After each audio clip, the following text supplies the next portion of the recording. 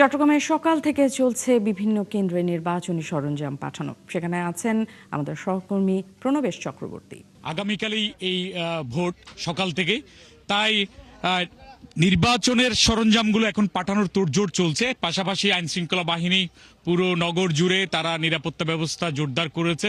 তা আমরা দেখতে পাচ্ছি এখানে পুলিশ এবং অন্যান্য আইন শৃঙ্খলা বাহিনী তাদের যে ডগ স্কোয়াড সহ তারা এই নিরাপত্তা ব্যবস্থা সেটি চেক করে দেখছেন যে এইখানের সার্বিক পরিস্থিতি এবং কোনো ঝুঁকি আছে কিনা সেটি তারা দেখছে। এই কুকুরগুলো বেশ প্রশিক্ষিত, কোথাও যদি কোনো বিস্ফোরক কিংবা অন্যান্য ঝুঁকিপূর্ণ কোনো দ্রব্য থাকে এগুলো শনাক্ত করতে এরা সক্ষম।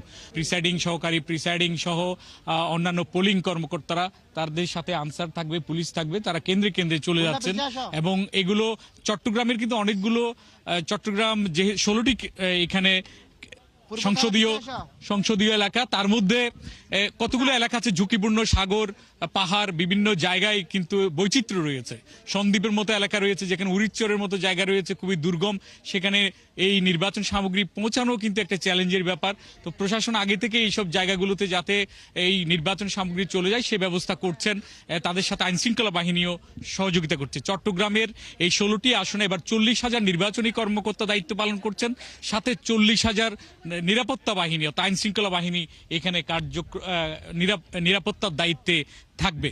তো সব মিলিয়ে মানুষের মধ্যে এখন সেটি হচ্ছে আগামীকাল ভোট, সেই ভোটটি সুষ্ঠুভাবে যাতে সম্পন্ন হয়, একটি উৎসবমুখর পরিবেশে সবাই যাতে ভোট দিতে পারেন সেটি সকলের প্রত্যাশা। বিশেষ করে নতুন ভোটার যারা দীর্ঘদিন ভোট দিতে পারেননি তাদের মধ্যে উৎসাহটা বেশি।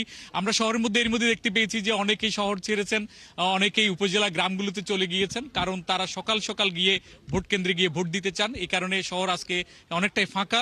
যারা শ্রমজীবী সাধারণ মানুষ রয়েছে তারা গ্রামে ফিরে গেছেন, এখন অনেকে ফিরে যাচ্ছেন, যেহেতু আজকে রাতের পর থেকে একটা নিষেধাজ্ঞা থাকবে যানবাহনের প্রতি। তাই অনেকেই এখনই বা আরো আগ থেকেই তারা শহর ছেড়েছেন। তো এটি ছিল চট্টগ্রামের নির্বাচন পরিস্থিতির সর্বশেষ তথ্য।